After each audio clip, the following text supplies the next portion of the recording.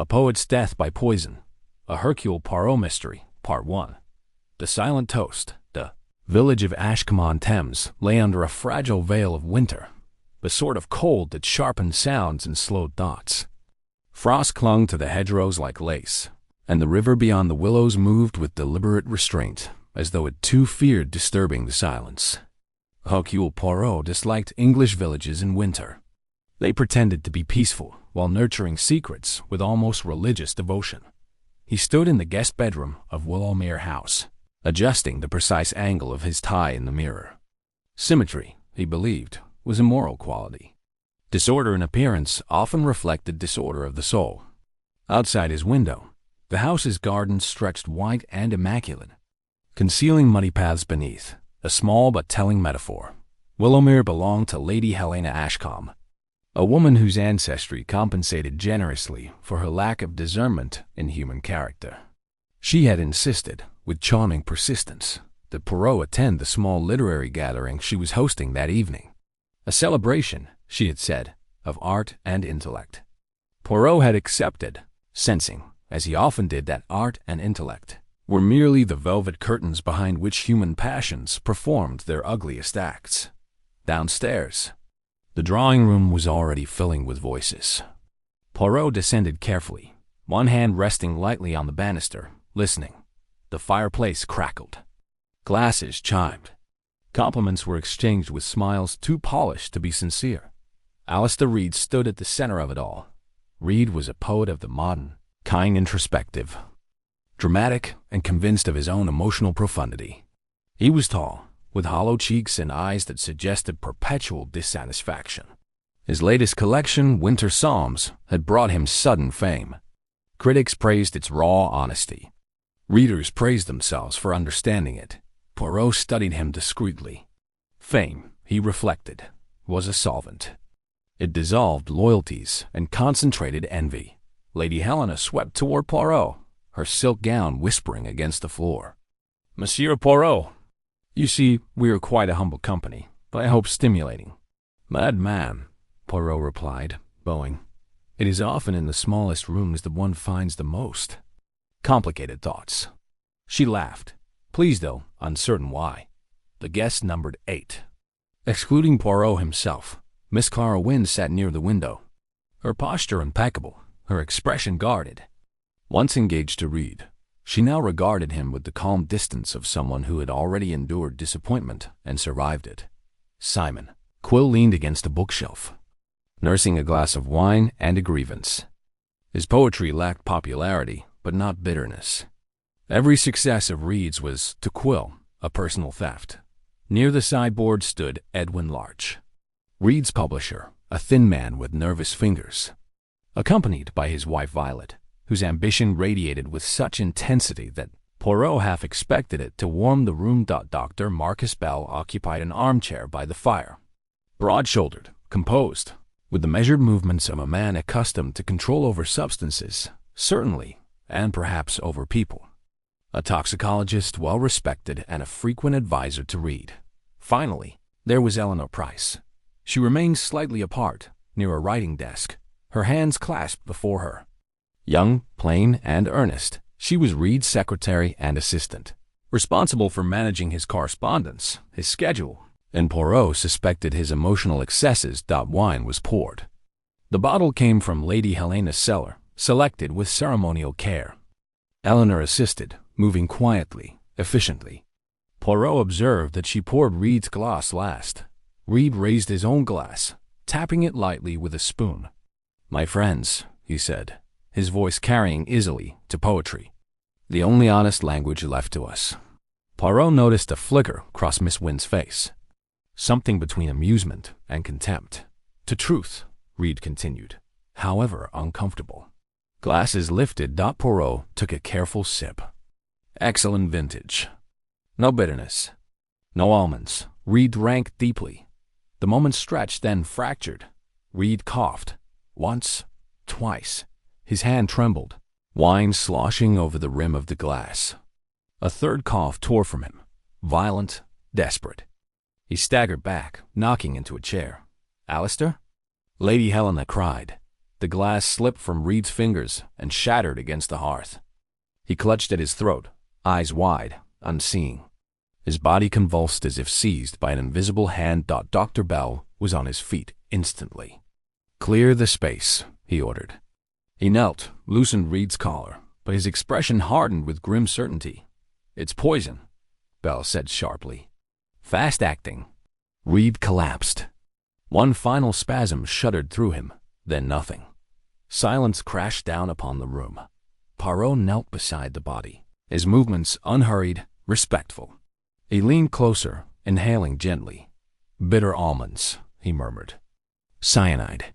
Lady Helena fainted spectacularly. Eleanor Price stood frozen, her face drained of color. Inspector James Harcourt arrived an hour later, snow dusting his coat. He surveyed the room with practiced suspicion and the faint irritation of a man summoned to investigate murder in what appeared to be a stage set. "The wine," Harcourt said. "We'll start there." "Indeed," Poirot replied mildly.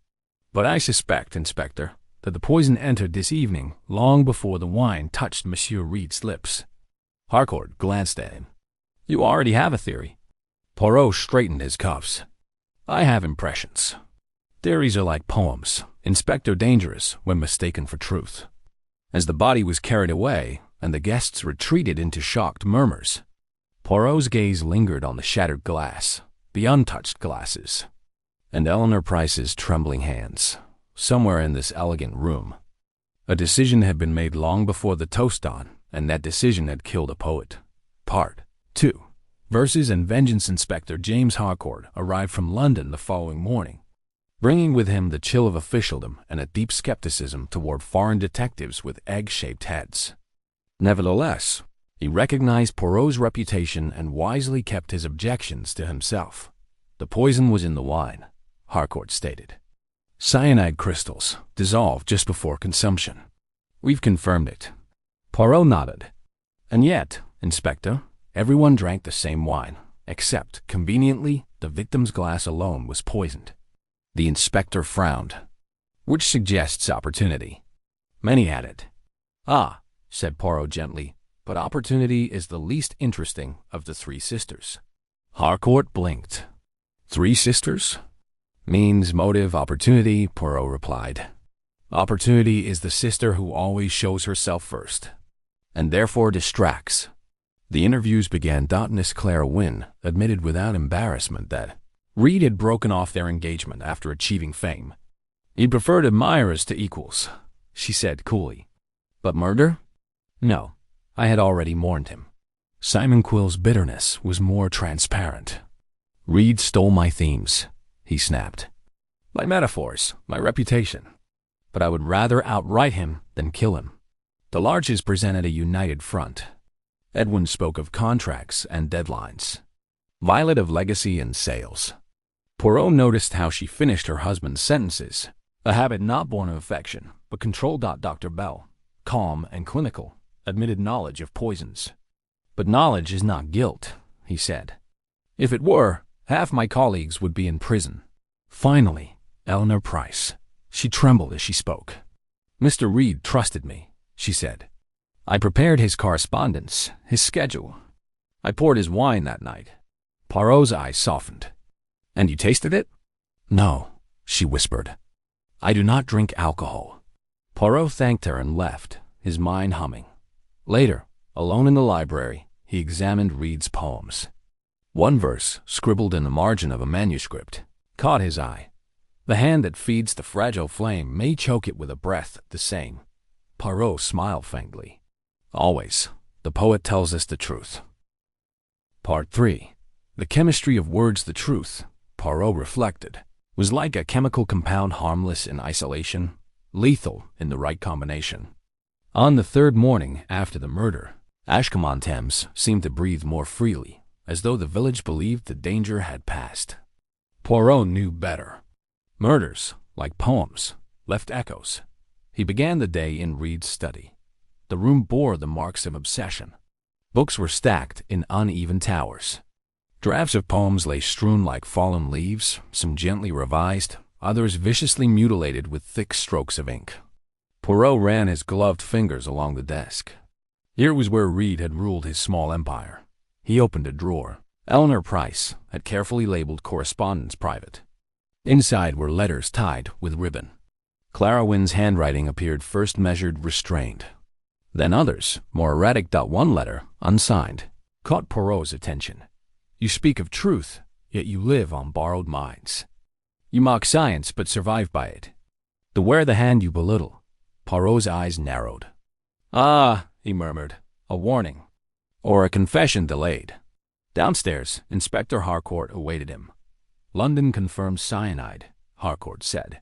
Potassium cyanide, pure, not something one stumbles upon. None, Poirot agreed. It must be sourced or synthesized by someone with knowledge. Harcourt hesitated. Dr. Bell? Poirot did not answer immediately. Instead, he asked, Inspector, who benefits most from Reed's silence? Several, Harcourt said, but none enough to risk hanging. Poirot smiled sadly. Ah, but passion does not calculate as carefully as the law. He requested another meeting with Eleanor Price. They spoke in the conservatory, pale sunlight filtering through frosted glass. Eleanor looked thinner, as though guilt, real or imagined, had begun consuming her. He relied on the powders, she said quietly. Dr. Bell told him they were harmless, just to calm the nerves. Did Mr. Reed ever question them? Poirot asked. No, he trusted Bell completely. Poirot leaned forward. And did you? She hesitated. I believed what Mr. Reed believed. Later, Poirot sought out Dr. Bell once more. Bell greeted him with professional courtesy. You suspect me, he said calmly. I consider you, Poirot replied, which is far more dangerous. Bell stiffened. Poirot continued. You supplied Reed with powders, a substance that dissolves easily, a substance Eleanor would mistake for medicine. Bell exhaled slowly. Circumstantial. Yes, Poirot said, but combined with motive? Bell's eyes flashed. Reed ridiculed my work. He used my science while mocking it in verse. But ridicule is not murder. Noun, Poirot agreed softly. But humiliation can ferment. That afternoon, a disturbance broke the fragile calm. Simon Quill was found unconscious in the guest bedroom. A bottle lay beside him. Laudanum. Harcourt moved swiftly. A suicide attempt, he said. Guilt? Poirot examined the scene. The dose was heavy, but not fatal. Or a performance, Poirot murmured. Quill survived, tearful and incoherent. I wanted it to end, he sobbed. Reed destroyed everything. But you did not kill him, Poirot said gently. Quill shook his head. No, I only wanted him to listen. The false confession satisfied no one, least of all Poirot. That evening, Poirot returned to the study once more. He examined Reed's final poem, unfinished. Trust is the sweetest draught of all, more deadly when it leads to fall. Poirot closed the notebook. The poison, he said aloud to the empty room, was not merely chemical. It was personal. Outside, the snow began to fall again, soft, relentless, concealing footprints even as it preserved the crime. Poirot knew the truth now. He needed only the moment to reveal it. Part 4. The final couplet. Hercule Poirot had always believed that truth, like a well-written poem, deserved an audience. It lost its power when whispered in corners. And so, on the fourth evening after Alistair Reed's death, he asked that everyone still remaining at Willowmere House gather once more in the drawing room. Snow pressed softly against the windows. The fire burned low, casting long shadows that stretched and intertwined like conspirators. Inspector Harcourt stood near the mantelpiece, arms folded. Miss Clara Wynn sat upright, composed but pale. Simon Quill, still weak, occupied a chair close to the door. Edwin and Violet Larch sat together, though the space between them suggested a partnership strained by unspoken calculations. Eleanor Price stood near the writing desk, hands clasped tightly. Dr. Marcus Bell leaned against the arm of a chair, calm, almost bored. Poirot took his place at the center of the room. Madame and Messieurs, he began softly, I thank you for indulging my little request. Murder, you see, is a disturbance not only of life, but of order. And order must be restored. Harcourt cleared his throat. Monsieur Poirot believes he has solved the case. A ripple passed through the room. Poirot smiled faintly. We begin with the obvious, the wine. Yes, it was poisoned. But that is merely the final verse, not the poem. He turned toward Eleanor Price. Mademoiselle, you poured the wine. You did not taste it. Why? I don't drink, she said quietly. Just so. And you poured Monsieur Reed's glass last, meaning the poison was already prepared for him alone. Violet Larch frowned. Prepared how? The bottle was shared. Exactly, Poirot replied. Therefore, the poison was not in the bottle. He began to pace slowly. Monsieur Reed was a man who trusted two things absolutely, his talent and his medicine. Each day, he took a calming powder supplied by Dr. Marcus Bell. All eyes turned. Bell raised an eyebrow. You accuse without proof. Poirot nodded. Proof is like poetry, doctor. It convinces when the rhythm is right. He lifted a small envelope from his pocket. This was found in Monsieur Reed's study. A letter warning him of betrayal. Written by a man who felt mocked, used, diminished. Bell's jaw tightened. You humiliated him, Poirot continued. You used his science, then ridiculed it in verse. Yet when anxiety consumed you, you came running back to him. I gave him medicine, Bell said sharply. Nothing more. None, Poirot said gently. You gave him trust. And then you replaced one powder with another. Potassium cyanide, ground finely, disguised perfectly. Eleanor served the wine. Reed drank. The powder dissolved. The poison acted instantly. Silence thickened. Harcourt stepped forward.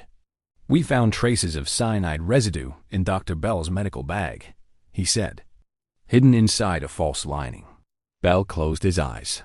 Yes, he said quietly. I did it? A sharp intake of breath rippled through the room. He called science soulless, Bell continued. Scented crushed beauty. Yet without my powders, he could not sleep, could not write. He stole my work, my patience, my dignity. Poirot regarded him sadly. So you became what he wrote about, destruction disguised as inspiration. Bell straightened. Poetry kills truth. I merely returned the favor. Harcourt moved to place him under arrest. Eleanor Price sobbed softly. Later, as the house settled into exhausted quiet, Poirot stood alone by the window. Clara Wynne approached him. Was he evil? She asked. Poirot shook his head. No, mademoiselle. He was careless with words, with people. Carelessness can be fatal. Outside, the snow continued to fall, erasing footprints, covering scars. As Poirot prepared to depart the next morning, he reflected that poetry and poison shared one dangerous quality. Both relied on precision. Used wisely, they could heal. Used cruelly, they destroyed. And in Ashcombe-on-Thames, a final couplet had been written not in ink, but in death.